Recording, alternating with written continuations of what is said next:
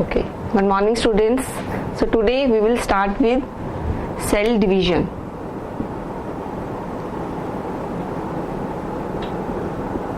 जैसा कि हम सब जानते ही हैं एक सेल कितना इंपॉर्टेंट पार्ट है हमारी लाइफ का। अगर हम देखें सबसे स्मॉलेस्ट यूनिट जो है आर बॉडी का, या जितने भी मल्टी सेलुलर ऑर्गेनिज्म हैं या यूनिसेलुलर ऑर्गेनिज्म भी हैं, सब में जो काम करता है एक्चुअली हमारी बॉडी में वो एक सेल काम करती है। हम कहते हैं कि हम खाना खा रहे हैं, हमारा स्टमक काम कर रहा है, हम सांस ले रहे हैं, हमारी लंग्स काम कर रही हैं, बट एक्चुअली ऐसा नहीं होता। लंग्स काम कर रही हैं बट लंग्स में मेन चीज क्या काम कर रही है? सेल काम कर रही है। डाइजेस्टिव सिस्टम में हम खाना खाते हैं तो वो सेल काम कर रही है। तो सेल ही है जो कि बॉडी में काम करती है। कोई हमें चोट लग जाती है तो वो सेल रिपेयर होती हैं अपने आप ही। एक नेचुरल सिस्टम है कि सेल अपने आप रिपेयर होंगी, उनकी ग्रोथ होगी। ऐसे ही रिप्रोडक्शन होती है। रिप्रोडक्शन में सेल डिवाइड करती है तो गैमेट्स होते हैं, दो पेरेंट्स के गैमेट फ्यूज होते हैं, फिर वो रिप्रोडक्शन होती है। तो अब एक सेल की division, it is very important process कि सेल को डिवाइड होना बहुत जरूरी है सर्वाइवल के लिए। अगर सर्वाइवल नहीं होगा तो सेल सेल डिवाइड नहीं करेगी तो सर्वाइवल नहीं हो पाएगा, right? So cell division is a very important process. Now there is one more term, cell cycle, और एक होता है सेल डिवीजन। बच्चों को कई बार कंफ्यूजन रहता है कि सोचते हैं कि सेल साइकिल और सेल डिवीजन तो एक ही बात है, क्या फर्क है? सेल साइकिल भी वही है, सेल डिवीजन भी वही है। नो, ऐसा नहीं होता। सेल डिवीजन का मतलब है कि सेल जब डिवाइड करती है, और सेल साइकिल का मतलब है पूरा वो फेज जिसमें डिवीजन की तैयारी भी होती है। सपोज आपके घर में कोई गेस्ट आ रहा है, तो आपके घर में कोई गेस्ट आएगा तो आप पहले तैयारी करके रखोगे कि मुझे ये लाना है, उनके लिए ये स्नैक्स चाहिए, जो भी आपको है, तो वो आप प्रिपरेशन फेज है। तो आपके घर में गेस्ट शाम को 4 बजे आना है, आप 2 दिन से पहले उसकी तैयारी कर रहे हो कि 2 दिन में आपने पूरा ये करना है, मुझे घर की सफाई करनी है, जो भी आपको करना होता है। तो एक्चुअल में गेस्ट आया आपके 2 घंटे के लिए, तो वो ऐसा ही होता है। सेल जो डिवाइड करती है वो 24 घंटे में से उसको आधा घंटा या 1 घंटा लगना है, लेकिन बाकी के 23 घंटे क्या होता है या बाकी का टाइम क्या होता है? उसमें सेल तैयारी करती है अपने डिवीजन के लिए कि मुझे डिवाइड करना है तो ये सामान चाहिए, ये मल्टीप्लीकेशन होने, जो भी सेल के कंटेंट्स होते हैं वो डिवाइड होते हैं। तो वो होती है cell cycle. Cell cycle means the sequence of events. जो इवेंट्स होते हैं डिफरेंट, एक सेल को डिवाइड करने के लिए जो इवेंट्स चाहिए होते हैं, उनका जो सीक्वेंस है उसको हम बोलते हैं सेल साइकिल। सपोज ये एक सेल है, राइट? अब इसमें क्या होता है अगर हम देखें तो cell cycle actually it has different steps. Cell cycle में एक्चुअली 2 स्टेप्स होते हैं। एक तो हमारा डिवीजन हो गया, तो सेल डिवीजन हम अलग से टॉपिक लेते हैं, बट एक्चुअली सेल डिवीजन जो है वो सेल साइकिल का एक स्टेप है, ठीक है? अब क्या होता है, सेल साइकिल में अलग अलग स्टेप्स है। एक स्टेप होता है सेल साइकिल का जब ये तैयारी करती है कि सेल को डिवाइड करना है तो मुझे ये सामान चाहिए, उसके लिए जब तैयारी करती है तो उसको हम बोलते हैं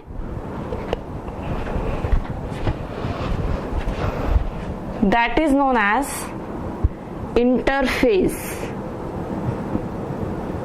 ओके, सेकेंड जो एक्चुअल जिसमें सेल डिवाइड करती है वो होता है आपका सेल डिवीजन,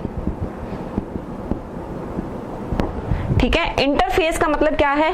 सपोज सेल ने डिवाइड किया, जब सेल डिवाइड करेगी तो क्या होगा, फिर वो रेस्ट करेगी, उसके बाद फिर दोबारा से फिर वो डिवाइड करेगी, तो ये प्रोसेस चलता रहता है। तो सेल ने एक बार डिवाइड किया, फिर सेल दूसरी बार डिवाइड करेगी, तो बीच में जो टाइम आया, ये टाइम क्या है? उसको टाइम मिल गया तैयारी करने के लिए अपना, तो that is known as a interphase. Interphase means the phase between the division, जो जब सेल डिवाइड करती है उसके बीच में जो फेजेस होंगे। नाउ अब क्या इंटरफेस जो है, अब cell division actually its duration is variable but maximum 1 घंटे की होगी cell division. Half an hour से ये लगा लो या 30 मिनट्स।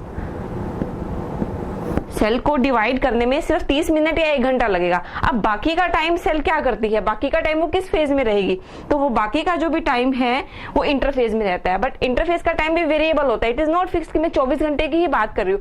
सपोज कोई एक ऐसी सेल है, अगर मैं उसमें 30 आवर्स उसको चाहिए इंटरफेज के लिए, उसको डिवीजन के लिए सिर्फ 1 घंटा चाहिए, तो उसमें 31 आवर होगी ड्यूरेशन। तो फिर ये वेरिएबल है, बट एक्चुअली जो सेल डिवीजन का जो टाइम है वो 1 घंटा या 30 मिनट ही होता है, इससे ज्यादा नहीं होता। बाकी का टाइम इंटरफेस में होता है, राइट? नाउ अब क्या होता है इसके अंदर, what will happen in interphase? Cell ने जब डिवाइड करना है तो उससे पहले सबसे इंपॉर्टेंट फेज है इंटरफेज सेल साइकिल का। हम कर रहे हैं सेल साइकिल, ठीक है? सेल साइकिल ध्यान में रखना है। सेल साइकिल मतलब इंटरफेज और सेल डिवीजन। डिवीजन जो है वो पार्ट है सेल साइकिल का। अब इंटरफेज में फिर 3 स्टेप्स होते हैं, इंटरफेज में 3 स्टेप्स होते हैं। We will discuss one by one, G1 phase, S phase और G2 फेज। एक बार मैं नाम बता रही हूँ, फिर मैं बताऊंगी डिटेल में। और सेकेंड जो हमारा फेज होता है वो फेज होता है डिवीजन फेज। डिवीजन का मतलब क्या होता है? एक्चुअल में जब वो सेल डिवाइड करेगी। अब क्या ये कितने टाइप का होता है? Interphase is also known as I, we can also write I। Division में हम लिखते हैं M फेज। अगर मैं M की बात कर रही हूँ तो इसका मतलब है division. Why it is M? क्योंकि जब सेल डिवाइड करती है तो उसके 2 अलग अलग टाइप्स हैं। एक होता है, आपने पढ़ा भी होगा ये छोटी क्लासेस में, माइटोसिस, एंड सेकंड होता है मियोसिस। बच्चों को बहुत डर लगता है कि क्या है माइटोसिस, मियोसिस, इतना कॉम्प्लिकेटेड है, but actually it is not that much complicated, बिल्कुल सिंपल है। डिवीजन फेज है, इसमें सेल डिवाइड करती है तो 2 होते हैं, माइटोसिस, दूसरा होता है मियोसिस। तो M फेज इसलिए बोल देते हैं क्योंकि जो दोनों डिवीजन के फेज है वो M से स्टार्ट है, माइटोसिस एंड मियोसिस, तो ये M फेज हो गया हमारा। और ये 3 हमारे क्या हो गए? इंटरफेज के स्टेप्स हो गए। तो अगर मैं ड्यूरेशन देखूं इसकी, तो डिवीजन फेज जो होगा एक्चुअली वो यही होगा, this is actually M phase. यहां से यहां तक ये हमारा क्या हुआ? M फेज हुआ। ओके, अब बाकी का जो सारा ये है, उसके अलावा जितना भी बचा ये हमारा क्या हुआ? इंटरफेज हुआ। अब बात ये आती है कि इंटरफेज भी एक ही तो नहीं है, इसके अलग 3 स्टेप्स हैं, तो ये कैसे होंगे? इंटरफेज में आपका फर्स्ट होता है G1 फेज, फिर होता है आपका S फेज, देन होता है आपका G2 फेज। एक्चुअल में जो इनकी ड्यूरेशन होती है वो वेरी करती है।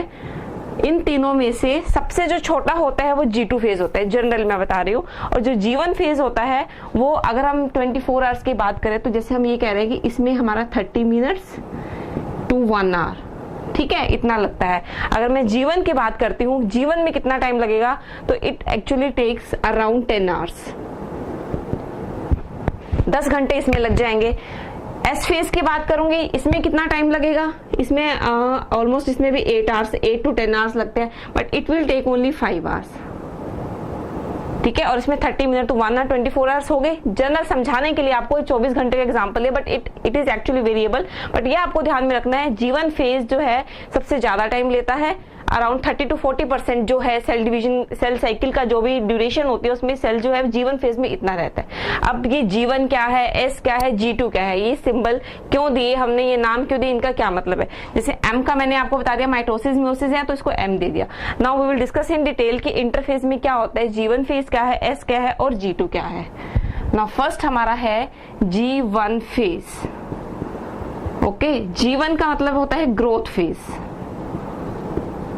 G से क्या होता है? ग्रोथ, यानी कि सेल ने डिवाइड करना है। अब भाई डिवाइड करना है तो सबसे पहले उसको अपना साइज बढ़ाना होगा, तभी तो वो इक्वली बाद में। अब एक सेल है, ऐसा तो नहीं है कि ये सेल छोटी सी, जब ये इतनी सेल थी, इसका साइज बड़ा है इतना, जब ये इतनी थी तभी तो वो डिवाइड नहीं करेगी, उसका टाइम है डिवाइड करने का। जब ये सेल का साइज इतना बढ़ गया देन इट विल डिवाइड, और ये ओरिजिनल सेल्स आपके बनेंगे जो भी है। तो सबसे पहले ग्रोथ होती है, तो उसको बोलते हैं हम G1 फेज, G1। अब उसको G से तो ग्रोथ हो गया, 1 से क्या मतलब है? 1 से मतलब ये है कि एकदम डिवीजन के बाद जो फर्स्ट फेज है, जो फर्स्ट फेज है मींस पोस्ट डिवीजन फेज, या कह लो पोस्ट माइटोटिक है, जो भी माइटोटिक है या मियोसिस जो भी डिवीजन है, उसके बाद जो फर्स्ट फेज होगा तो it is first growth phase,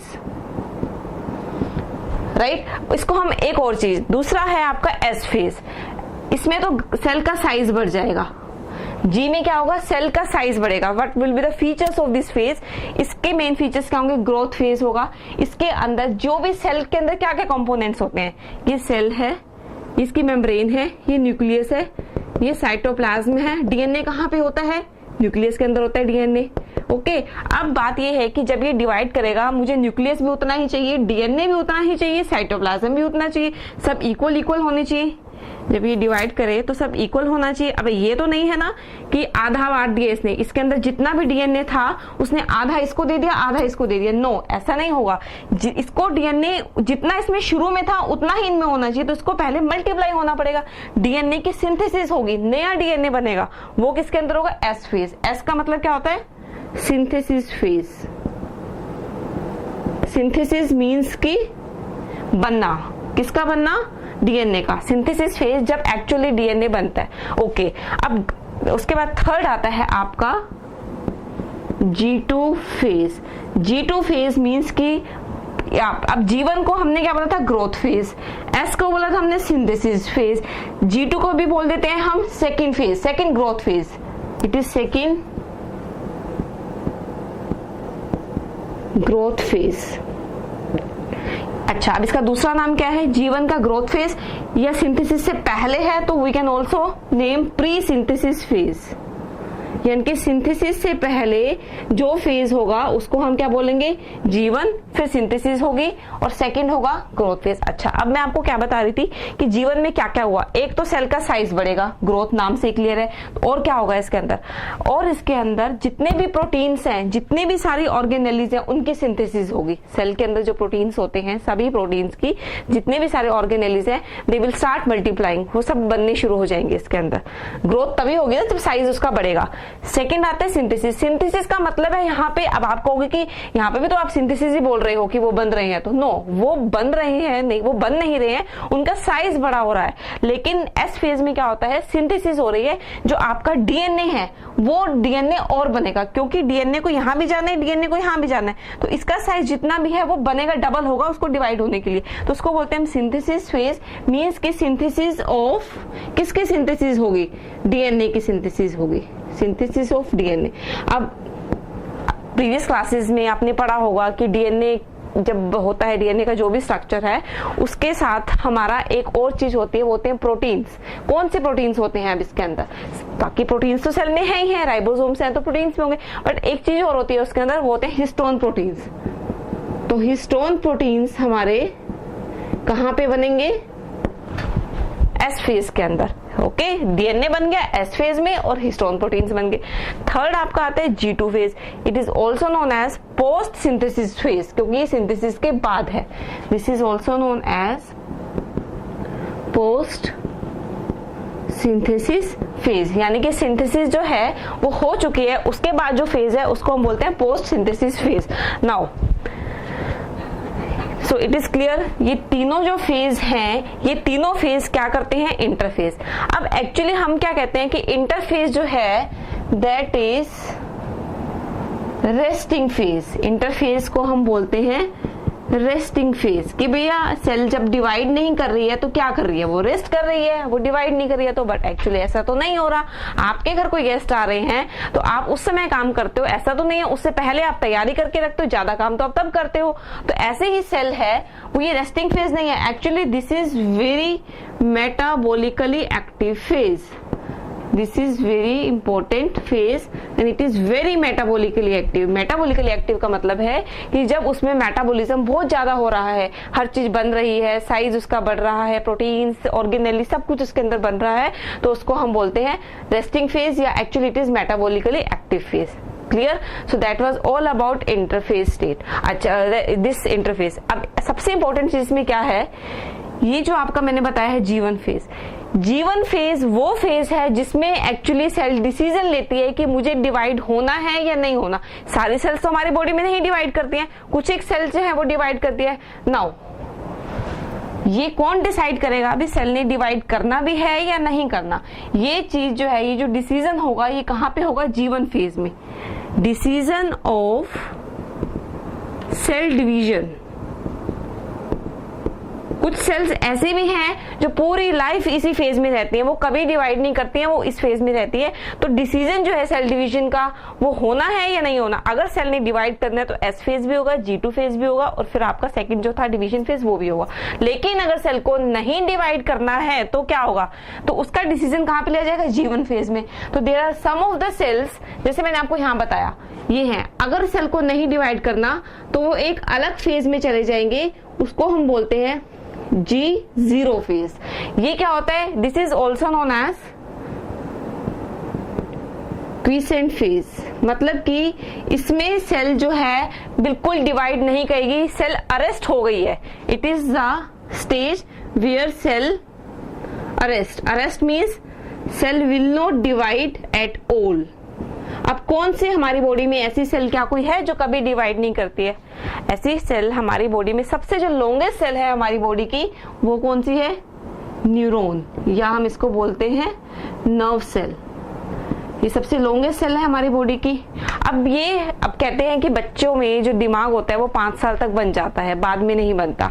ये कह लो कि जन्म तक जितना भी, अगर कोई बच्चा मेंटली रिटार्डेड है या कुछ भी लगा लो, हम कहते हैं कि क्यों है वो, क्योंकि उसका दिमाग नहीं बना। अब दिमाग क्या है, ये जो भी चीजें है उसके लिए कौन से सेल्स होते हैं हमारी बॉडी में? नर्व सेल्स होते हैं, न्यूरॉन्स होते हैं। तो ये जो सेल हैं ये एक बार जितने बॉडी में बर्थ के टाइम तक बन जाते हैं, उसके बाद ये डिवाइड नहीं करते हैं।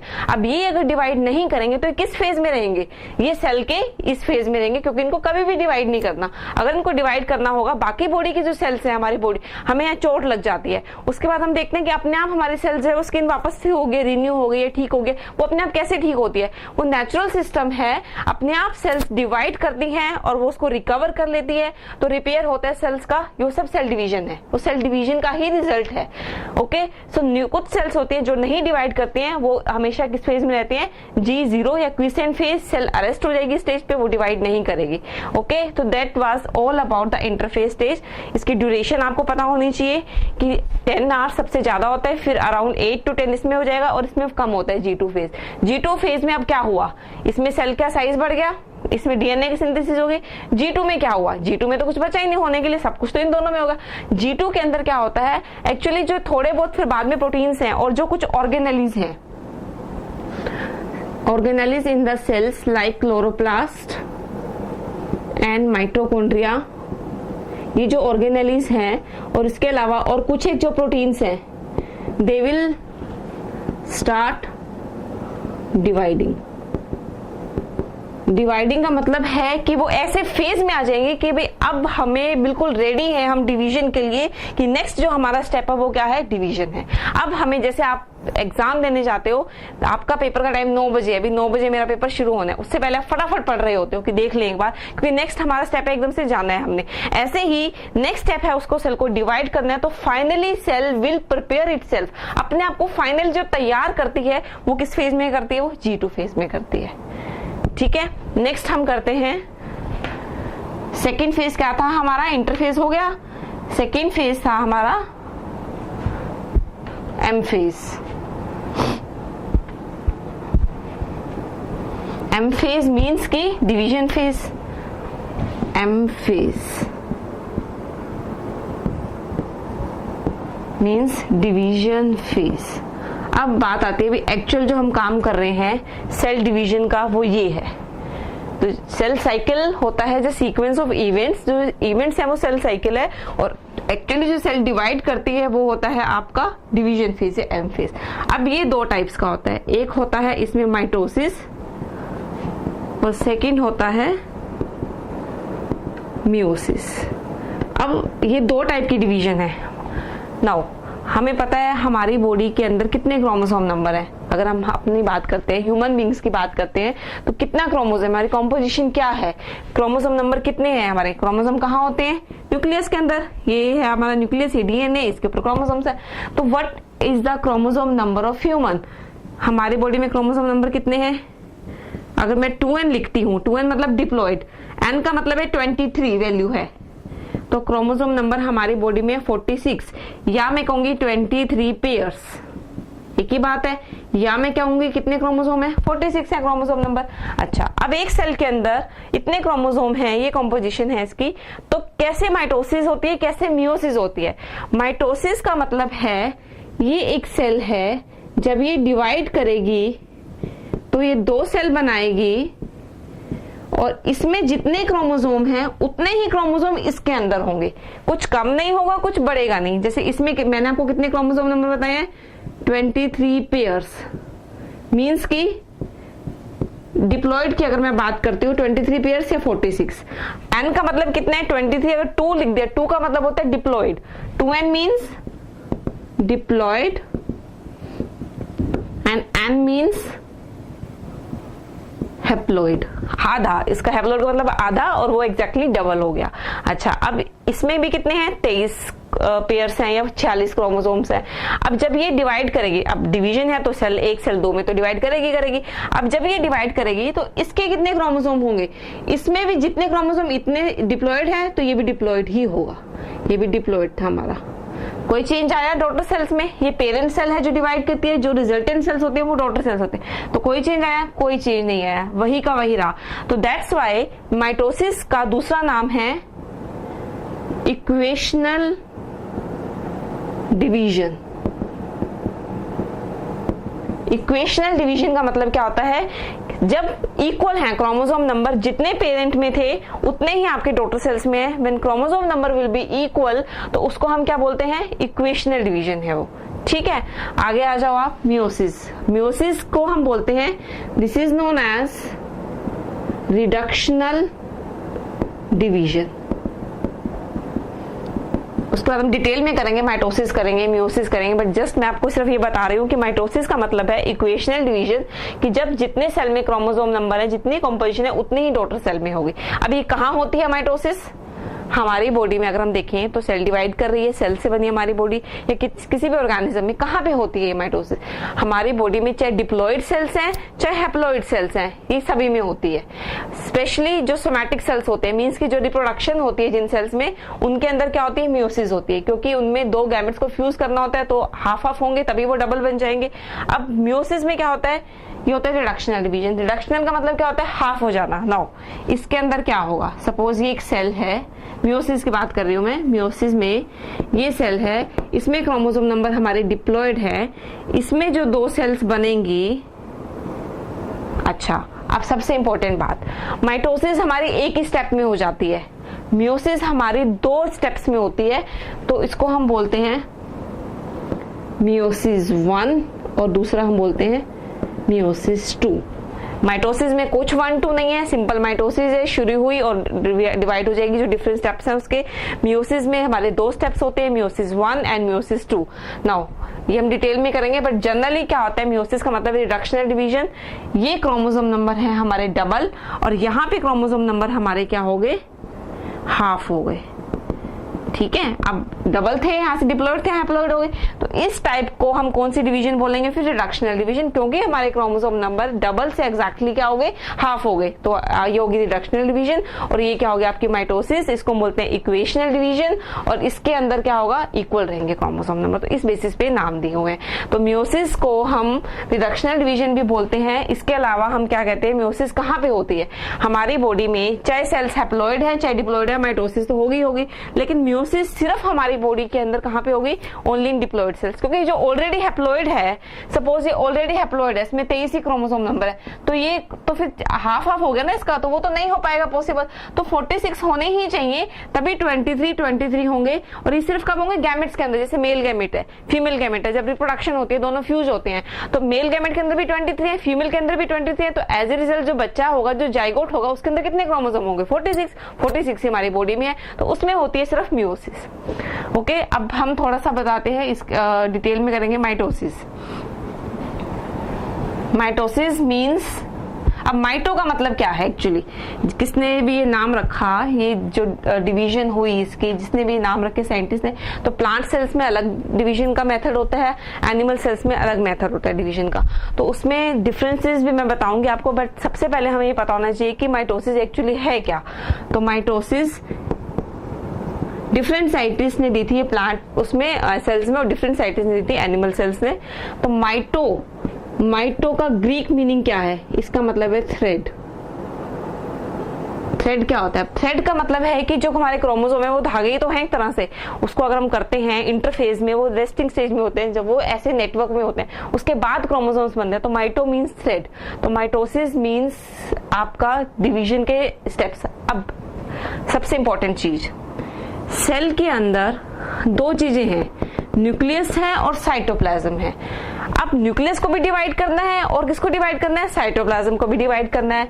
न्यूक्लियस की डिवीजन होनी जरूरी है, दूसरी किसकी डिवीजन चाहिए हमें? साइटोप्लाज्म की डिवीजन चाहिए। इन दोनों के हमें डिवीजन चाहिए, तभी सेल पूरी बनेगी हमारी। ऐसा तो नहीं है एक सेल है, इसमें न्यूक्लियस ने डिवाइड किया, क्रोमोसोम इसने साइटोप्लाज्म ने डिवाइड नहीं किया, तो इनकम्प्लीट होगी, बाकी समान साइटोप्लाज्म। तो दोनों को डिवाइड करना है। तो न्यूक्लियस की डिवीजन को हम बोलते हैं कैरियोकाइनेसिस। तो ये हमें पता ही है, कैरियो का मतलब होता है न्यूक्लियस, और काइनेसिस का मतलब क्या होता है, डिवीजन। हमेशा बायोलॉजी में स्पेशली आप कभी भी देखना, जो भी मीनिंग, जो भी ये टर्मिनोलॉजी होती है, जो भी वर्ड होता है, उसका मीनिंग उसमें ही होता है। तो कोई रट्टे नहीं मारने हमने, हमें पता है कि कैरियो है, कैरियो वर्ड जहां पे भी आएगा उसका मतलब है न्यूक्लियस। काइनेसिस का मतलब होता है डिवीजन। तो न्यूक्लियस के डिवीजन को हम बोलते हैं कैरियोकाइनेसिस। सेकंड आपका साइटोप्लाज्म में डिवाइड करेगा तो उसको हम बोलते हैं साइटोप्लाज्म से साइटो हो गया, और डिवीजन क्या होता है हमारा, काइनेसिस। तो ये हमारा हो गया साइटोकाइनेसिस, साइटोप्लाज्म की डिवीजन, कैरियोकाइनेसिस न्यूक्लियस की डिवीजन है। ओके, अब देखो ये कब कब होंगे। अब जब सेल डिवाइड करनी है तो सबसे पहले क्या होगा, सबसे पहले आपका कैरियोकाइनेसिस होगा, सेकंड आपका क्या होगा, साइटोकाइनेसिस होगा। पहले न्यूक्लियस ने डिवाइड कर दिया, भाई ये एक सेल है, सेल के अंदर ये है न्यूक्लियस, इसने क्या किया, सबसे पहले दो न्यूक्लियस बन गए इसके अंदर, उसके बाद साइटोप्लाज्म भी बनेगा, डिवाइड होगा और ये दो सेल्स बनेंगे। न्यूक्लियस जो है स्ट्रेच होगा, सबसे पहले न्यूक्लियस क्या होगा, स्ट्रेच होगा, फिर ये ऐसे दो में टूट जाएगा और उसके बाद आपके दो सेल्स बनेंगे। तो ये दोनों, ये हमारा हो गया जब न्यूक्लियस डिवाइड करते हैं तो कैरियोकाइनेसिस, जब साइटोप्लाज्म डिवाइड करते हैं तो उसको हम बोलते हैं साइटोकाइनेसिस। नाउ अब साइटोकाइनेसिस इज रिलेटिवली सिंपल कि उसमें इतने स्टेप्स नहीं है, लेकिन अगर हम बात करते हैं किसकी, कैरियोकाइनेसिस की, कैरियोकाइनेसिस में न्यूक्लियस जब डिवाइड करता है तो ऐसा नहीं है न्यूक्लियस है उसने डिवाइड कर दिया दो न्यूक्लियस बन गए, नो, उसमें क्रोमोसोम्स हैं, उसमें प्रोटीन्स हैं, उसमें जो भी डीएनए है, सबको जो है स्टेप्स में डिवीजन होगी उसकी। क्रोमोसोम्स हैं, कितने कितने क्रोमोसोम सेम रहेंगे, कितने क्रोमोसोम डिफरेंट होंगे, वो सब इसमें डिपेंड करता है। नाउ कैरियोकाइनेसिस, अच्छा अब सबसे पहले हमारा क्या था, सेल साइकिल की बात करें तो पहले हमने पढ़ा था इंटरफेज, सेकंड हम पढ़े डिवीजन फेज। डिवीजन फेज में सबसे पहले हम क्या पढ़ रहे हैं, कैरियोकाइनेसिस। कैरियोकाइनेसिस मींस न्यूक्लियस की डिवीजन, इट हैज 4 स्टेप्स। इसके फिर 4 आगे डिफरेंट स्टेप्स होते हैं। सबसे पहला हमारा स्टेप होता है प्रोफेज, सेकंड होता है metaphase, third is anaphase and fourth is telophase. ये 4 हमारे स्टेप्स हैं, ये आते हैं कैरियोकाइनेसिस में। ये चारों स्टेप्स जब खत्म हो जाएंगे तो सेल जो है वो डिवाइड कर जाएगी और न्यूक्लियस जो है वो डिवाइड कर जाएगा। उसके बाद हमारा स्टेप सेकंड क्या होगा आपका, साइटोप्लाज्म, साइटोकाइनेसिस। ओके, अब ये स्टेप कैसे होते हैं ये 1 बाय 1 हमने डिस्कस करना है, और उसको सबसे तरीका, आसान तरीके इसको याद करने का, आपको एक तो सीक्वेंस पता होना चाहिए। जो बच्चों को कंफ्यूजन रहता है कि पहले क्या आना है, डिवीजन कौन, कैरियोकाइनेसिस आना है, इंटरफेस आना है, क्या आना है, तो ये क्लियर रहना चाहिए। दूसरा, ये जो 4 स्टेप्स हैं इनमें सिर्फ आप हर एक स्टेप में एक एक दो इंपॉर्टेंट पॉइंट याद रखो कि वो सीक्वेंस में कि अच्छा पहले ऐसे था, फिर वो न्यूक्लियस ने जो क्रोमोसोम्स इसमें नेटवर्क में था, इसमें क्रोमोसोम्स बनेंगे। इस हर एक स्टेप में एक एक दो पॉइंट आपको याद रखने हैं, अदर फिर कभी कंफ्यूजन नहीं होगा। अदरवाइज बच्चों को भागते हैं इससे सेल डिवीजन से कि क्या है और क्या नहीं है। नाउ सबसे पहले हम करते हैं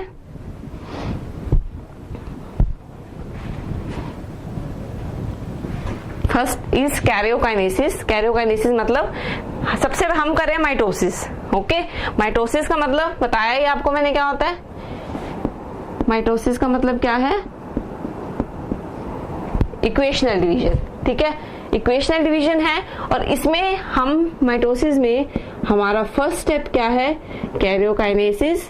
कैरियोकाइनेसिस आपको पता है न्यूक्लियस की डिवीजन होगी, और इसमें हमारा पहला स्टेप क्या है आपका, है प्रोफेज। भाई प्रोफेज में क्या होता है, और कैरियोकाइनेसिस से हमने पहले क्या किया था, इंटरफेज था। अगर हम सेल को देखें इसमें कि क्या होता है, इंटरफेज में अगर हम देखें तो ऐसे था, ये सेल है, ये न्यूक्लियस है, और ये सिंपल ऐसे थ्रेड लाइक स्ट्रक्चर है। कुछ आपको क्लियर क्रोमोसोम्स कहीं नहीं दिख रहे इंटरफेज में, मुझे कहीं भी कहाँ है क्रोमोसोम, ऐसे ही नेटवर्क पड़ा है, ये क्रोमेटिन नेटवर्क बोलते हैं इसको, या क्रोमोसोम जो है ऐसे अरेंज है। लेकिन प्रोफेज में अब बात यह है, प्रोफेज में क्या होता है, भाई मुझे इसके 2 सेल बनाने हैं, अलग अलग स्टेप्स में मुझे बताना होगा कि इस स्टेप में क्या हुआ। प्रोफेज के अंदर आपको ये ध्यान रखना है, ये जो क्रोमेटिन नेटवर्क है वो धीरे धीरे कंडेंस होना शुरू हो जाएगा, किसके अंदर, क्रोमोसोम्स के अंदर। ऐसे क्रोमोसोम दिख रहे हैं इसमें आपको, उसमें नहीं दिख रहे थे, धीरे धीरे इसमें क्रोमोसोम्स बनने शुरू हो जाएंगे। तो क्रोमेटिन नेटवर्क जो है वो क्या किसमें चेंज हो जाएगा, क्रोमोसोम्स के अंदर चेंज हो जाएगा। Will start forming chromosome. अच्छा, दूसरा आपको क्या याद रखना है इसके अंदर, प्रोफेज के अंदर सेल के अंदर न्यूक्लियोलस भी होता है, और ये क्या है, न्यूक्लियस के बाद न्यूक्लियर मेम्ब्रेन है। It will start disappearing. यहाँ पे ये जो है डिसअपियर होना शुरू हो गई। ये देखो मेम्ब्रेन बाकी क्रोमोसोम से है ही है, ये डिसअपियर होना शुरू हो गई। तो ये प्रोफेज के अंदर होगा। प्रोफेज में क्रोमोसोम बनने शुरू होंगे और डिसअपियर होना शुरू होगा। अब सबसे इंपॉर्टेंट बात, एनिमल सेल और प्लांट सेल की बात आती है तो एनिमल सेल्स में एक स्ट्रक्चर होते हैं, उनको हम बोलते हैं सेंट्रियोल्स। ठीक है, ये है हमारे सेंट्रियोल्स। ये हेल्प करते हैं, आपने पता होगा आपको कि सेंट्रियोल्स का मेन फंक्शन क्या है, सेल डिवीजन में हेल्प करना। तो ये 2 सेंट्रियोल होते हैं और ये पूरा ऐसे प्रेजेंट होते हैं, तो इसको हम बोलते हैं centrosome, and these are 2 centrioles. ये सेंट्रियोल्स भी कब डिवाइड करते हैं, कब रेप्लिकेट करते हैं, जो पीछे हमने पढ़े हैं इंटरफेज के स्टेप्स, डिवीजन फेज में, और उसमें सेकेंड फेज हमारा कौन सा था, पहले था हमारा G1 फेज, फिर S फेज, उसमें सेंट्रियोल्स भी सब डिवाइड करते हैं। अब ये सेंट्रियोल्स पोल्स पे अरेंज होना शुरू हो जाते हैं। सेंट्रियोल जो है ये अलग जगह, दोनों अपोजिट पोल्स पे चले जाते हैं। ये किसके अंदर होता है, आपका प्रोफेज के अंदर होता है। अब आता है मेटाफेज। मेटा का मतलब होता है आफ्टर, सेकेंड, प्रो मतलब पहले, सबसे पहला फेज। मेटा फेज में क्या होगा, ये आपके सेंट्रियोल्स यहाँ चले गए। अब सेंट्रियोल्स जो है सेल के अंदर माइक्रोट्यूब्यूल्स भी होते हैं जो कि फाइबर्स बनाते हैं। अब ये जो क्रोमोसोम्स हैं आपके, 4 क्रोमोसोम है, 4 मतलब 2n, n का मतलब इसमें है 2, तो 2 × 2 कितना हो गया, 4। अब इसके अंदर क्या होगा, ये जो मेटाफेज जो है, मेटाफेज के अंदर जो ये क्रोमोसोम्स हैं वो अरेंज हो जाएंगे ऐसे। सेंटर का पॉइंट जो है वो क्या होता है, इक्वेटर। ये हमारा क्या है, इक्वेटर, और ये हमारे क्या है, पोल्स है। तो सारे के सारे जो क्रोमोसोम्स हैं they will arrange at equatorial plate, और यहाँ पे जो आपके सेंट्रियोल्स थे ये बनाते हैं आपके स्पिंडल फाइबर्स, वो अटैच हो जाते हैं ऐसे। तो ये आपका मेटाफेज का हो गया। तो मेटाफेज में क्रोमोसोम सबसे छोटे होते हैं, सबसे डेंस कंडेंस हो जाते हैं और ज्यादा, और ऐसे इक्वेटोरियल प्लेट पे अरेंज हो जाते हैं। और ये स्पिंडल, ये क्या है, सेंट्रियोल्स ही स्पिंडल फाइबर्स बनाते हैं। अब बात ये आती है कि ये कहाँ पे जाके अटैच होते हैं। सपोज में ये क्रोमोसोम है, ये है एक क्रोमोसोम, ठीक है। क्रोमोसोम तो पता ही आपको, बीच में क्या होता है इसके, सेंट्रोमियर होता है, और ये दोनों क्या है हमारे क्रोमेटिड्स है। ठीक है, ये सेंट्रोमियर दोनों क्रोमेटिड्स है। अब बात ये आ रही है कि ये जो स्पिंडल फाइबर है कहाँ आके जुड़ेंगे, यहाँ पे जैसे सपोज सेंट्रियोल है, ठीक है, ऐसे ही एक इधर है,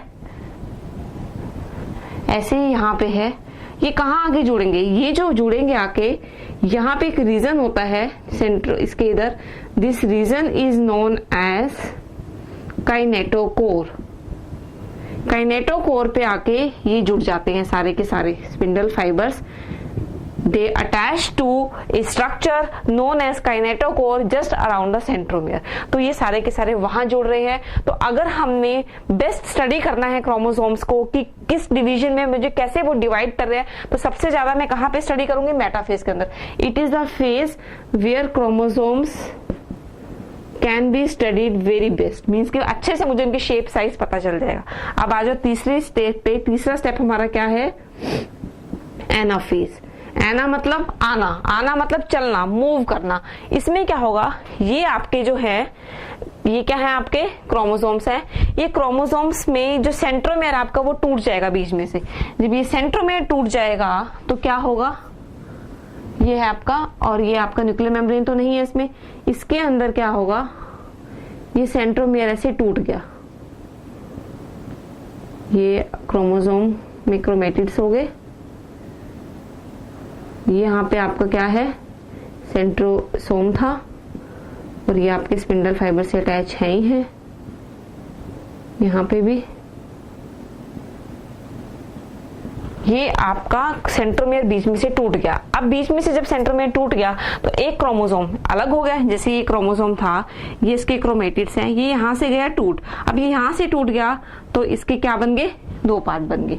ठीक है, ये होगा का एनाफेज में। तो एनाफेज के अंदर क्या होता है, splitting of centromere takes place, centromere टूट जाएगा, क्रोमेटिड्स उसके अलग हो जाएंगे, क्रोमेटिड सेपरेशन टेक्स प्लेस। तो इसकी वजह से जो आपका ये क्रोमोसोम है वो ऐसे शेप भी हो सकता है, एल शेप, वी शेप, कुछ भी हो सकते हैं। तो एल शेप, वी शेप, जे शेप क्रोमोसोम जो हमें दिखती है वो कौन से फेज में दिखते हैं, एनाफेज में। और इसके अंदर क्रोमेटिड जो है फाइनली लेट एनाफेज तक आते आते जो ये स्पिंडल फाइबर है वो श्रिंक होते चले जाएंगे, यहाँ पे आके ये श्रिंक होते जाएंगे और ये आपका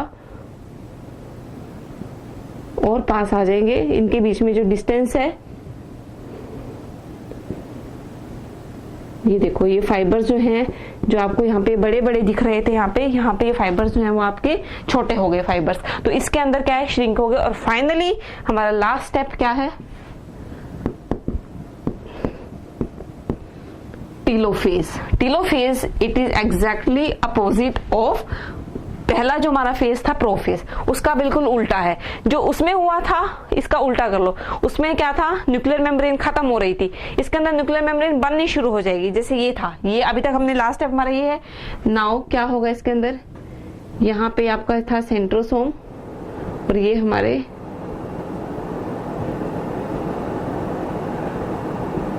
ठीक है ऐसे